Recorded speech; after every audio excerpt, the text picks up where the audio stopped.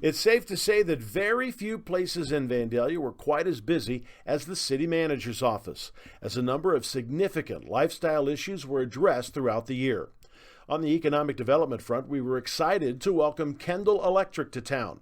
The company is constructing a 115,000 square foot facility at 769 Center Drive. The $13.5 million project will open with 45 full-time employees and has plans to add 15 more within the first year of operation. White Castle has been an amazing success story in our Stone Quarry Crossings development. This past year, the company cut the ribbon on an expansion that will keep the company cranking out sliders for many years to come. We saw two speculative buildings go up, one at 710 Deer Run near I-75, the other in the Stone Quarry Crossings development near Airport Access Road. Both structures are leasing space to interested companies. The Deer Run facility will be the home to Honda parts supplier Comeo Logistics. We're still awaiting word on what company will be moving into the Capstone Way facility in Stone Quarry Crossings. And maybe the biggest consumer news to hit Vandalia in a while, the coming of a new grocery store. Aldi has announced plans to construct a new grocery store on Miller Lane, just south of the Culver's restaurant, which opened in 2022. The plan calls for the construction of a 20,000 square foot building that could be open before the end of the year. With every business in town, the city has expectations that the operation will be run safely and with respect to the law and order of our community. When a business fails to meet that expectation, the city will intercede. It happened this summer when a number of fire code violations made the Super 8 Hotel an unsafe location. Police, fire, and the city's building officials responded to the site, advising the operators that the location could no longer operate in its current condition. To further demonstrate the severity of fire code violations, the operators of the hotel were placed under arrest and formally charged with a crime. That case is still winding its way through the courts, so we're not sure at this point if the motel will reopen anytime soon or if ever. We gave our central business corridor a little splash of color this past spring when we placed a mural on the side of the building located at 115 National Road. The mural was made possible thanks to a grant from the Montgomery County Culture Works Special Fund, plus help from the Vandalia Arts Council and Vandalia Rental. Tiffany Clark from the Mural Machine designed the mural and coordinated a large pool of volunteers to help get that mural on the wall. The piece celebrates Vandalia's designation as a Bee City USA and adds a much-needed splash of color and fun to the downtown area. And check out our downtown banners, which are also getting a new look after more than 20 years of service. An issue we've been working on for a number of years is the concentration of large commercial vehicles rolling through Vandalia. It is a complex problem that will require multiple solutions to get under control. We've already adjusted the speed limits through town to give GPS services a push to recommend using Airport Access Road instead. The city is also conducting periodic traffic counts to monitor the impact on National Road as facilities come online outside of town. We've also restricted turns at Dixie and National, and every Vandalia police officer who is assigned a patrol has been trained on commercial vehicle enforcement, making it a little less convenient to navigate through the center of town. The city is also working with the Ohio Legislative Service Commission to develop a legislative prohibition of through truck traffic on US 40 through town.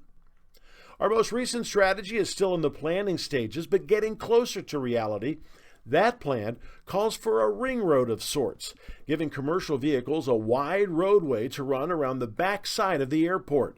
The road would begin at Union Air Park and take drivers on Lightner Road to North Dixie.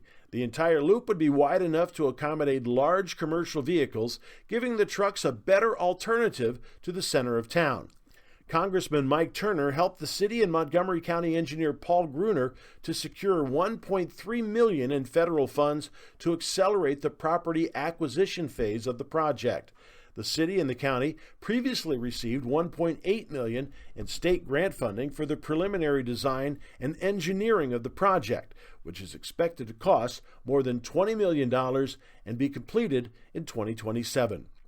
You may recall that City Council issued the 2020 Vision Vandalia Comprehensive Plan after we underwent a year-long process with extensive community engagement to inform evidence-based and data-driven decisions for the next several years.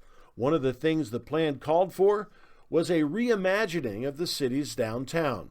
The downtown of the future will include North Dixie Drive and include mixed-use developments of retail, restaurants, offices, and open space.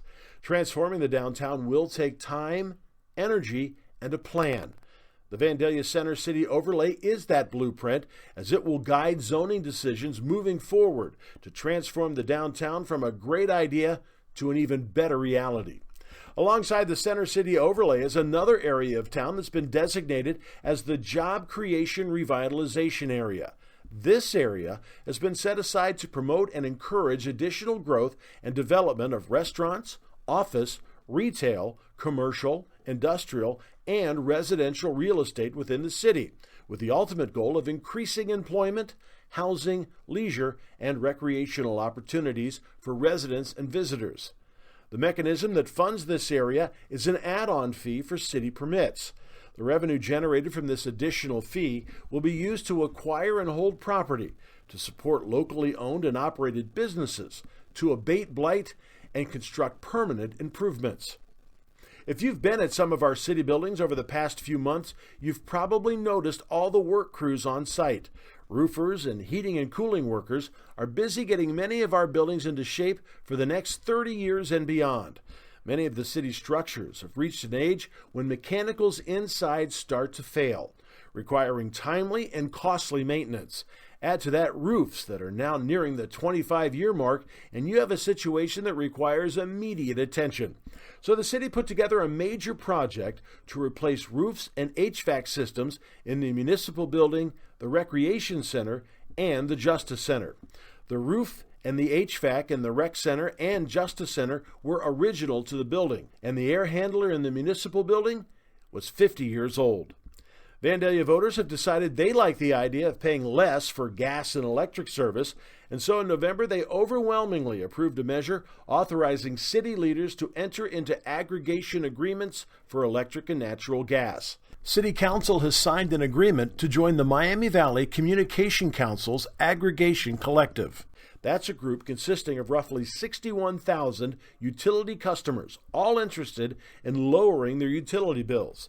The collective is working with Palmer Energy Group from Toledo to manage the aggregation and hopefully deliver lower rates. The plan should be in place by the fall.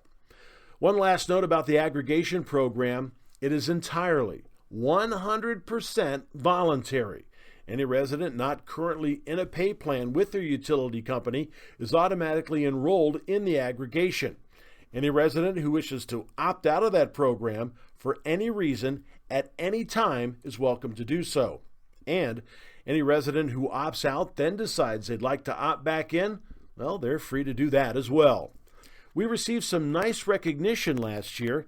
City Manager Dan Wendt was recognized by the International City-County Management Association as a credentialed manager candidate, with confirmation to follow in 2023. He's just one of 24 active local government managers who holds that designation in Ohio, which could take up to 15 years to achieve, and indicates objective competency and qualification by a combination of education and experience, adherence to high standards of integrity, and an assessed commitment to continuous learning and professional development. Speaking of recognition, we did spend time this past year honoring those folks who've made us proud to be Vandalians. In February, we honored Facilities Superintendent Rudy Wells, who received the prestigious Marvin C. Link Distinguished Service Award from the Vandalia Butler Chamber of Commerce. In June, we honored a trio of Special Olympic athletes who qualified for state competition: gymnast Jackson Clark, weightlifter Brady Schneider, and gymnast Ashley Arnett. Also in June, we honored Chamber of Commerce Director Will Roberts, who gave 14 years to the organization before taking a position with a statewide Chamber of Commerce organization. In August, we proudly honored Vandalia's own Austin Greaser, who represented the United States in August in the World Amateur Team Golf Championships held in Paris, France. In November, we honored the Souther and Krim families, who for nearly 60 years gave us great memories and even better food as the owner-operators of the airline Dairy Cream. In December, we honored local Girl Scout Sydney Ramsey for her work helping senior citizens avoid becoming scam victims and for reaching the highest level of scouting in the process.